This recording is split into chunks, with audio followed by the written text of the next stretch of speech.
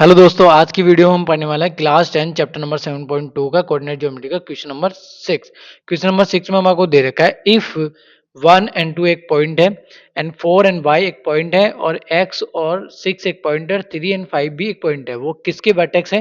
यानी कि ये वर्टेक्स है, यानी कि पॉइंट्स भी है, तो वर्टेक्स ही पॉइंट होती है। तो ये वर्टेक्स है पैरेललोग्राम की, तो पैरेललोग्राम की ए बी सी डी हमने वर्टेक्स लिख दी और इनके पॉइंट भी लिख दिए, यानी इनके कोऑर्डिनेट्स राइट कर दिए। अब हमारे क्या करना है कि हमारे को एक्स और वाई की वैल्यू फाइंड आउट करनी है। तो सिंपल ऐसे समझो कि एक पैरेललोग्राम होता है हमारे पास, ठीक है। तो उस पैरेललोग्राम के डायगोनल होते हैं, वो बाइसेक्ट ईच अदर करते हैं। यहाँ से यहाँ तक की डिस्टेंस, यानी यहाँ से यहाँ तक की डिस्टेंस और यहाँ से यहाँ तक की डिस्टेंस इक्वल होती है।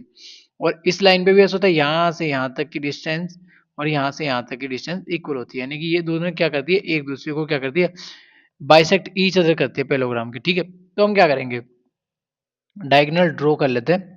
ये हमने ड्रॉ कर दिया, ठीक है। और ओ है, तो हम क्या करेंगे, ओ को इसको एक्स और वाई के निकालने के लिए हमारे को ओ के पॉइंट फाइंड आउट करने पड़ेंगे। जो हम क्या करेंगे, तो यहाँ पे राइट करेंगे कि mid point of AC at O, ठीक है। AC का मिड पॉइंट क्या है, O है, ठीक है।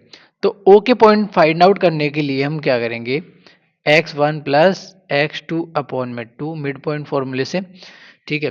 सेक्शन फॉर्मूला यहाँ पे लगाने की जरूरत नहीं होती है, मिड पॉइंट वाले के लिए मिड पॉइंट फॉर्मूला डायरेक्ट लगा सकते हो। सेक्शन फॉर्मूला भी आप लगा सकते हो, m1 और m2 1 1 आएगा इसलिए, ठीक है। तो हम क्या करेंगे, इस फॉर्मूले से डायरेक्ट निकाल लेते हैं, y1 प्लस y2 अपॉन में 2, ठीक है।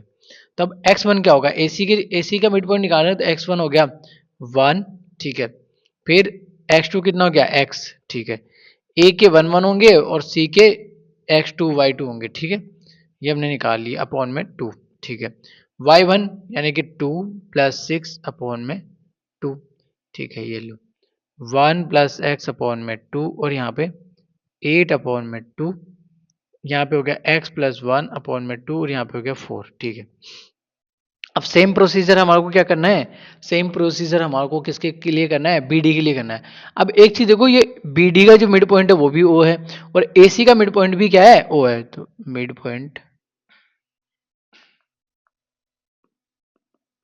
पॉइंट ऑफ BD वही। अब मैं यहाँ पे फॉर्मूला राइट नहीं करूंगा, यहाँ पे x1 कितना है 3 और x2 कितना है 4 अपॉन में 2, ठीक है। कॉमा y के लिए 5 है x1 और y2 कितना है y है अपॉन में 2, यहाँ पे हो गया 7/2 और यहाँ पे हो गया 5 प्लस y अपॉन में 2।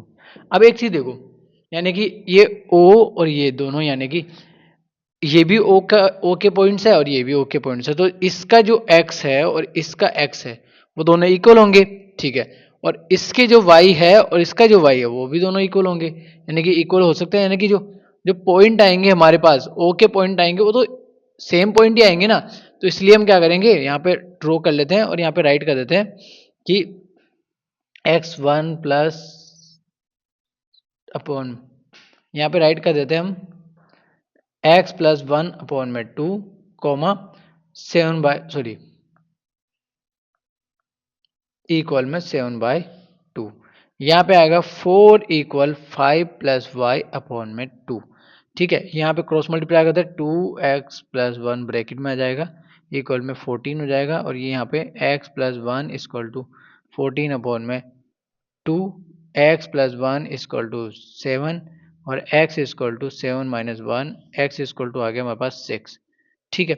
y की वैल्यू हमारे को निकालनी है, तो क्या करेंगे, वही क्रॉस मल्टीप्लाई, तो 4 मल्टीप्लाई 2 और यहाँ पे 5 प्लस वाई, यहाँ पे हो गया 8 और यहाँ पे हो गया 5 प्लस वाई, वाई उधर रहेगा और 8 इधर आ जाएगा, ये लो वाई इक्वल टू आ गया 3। तो y की वैल्यू भी आ गई, x की वैल्यू भी आ गई।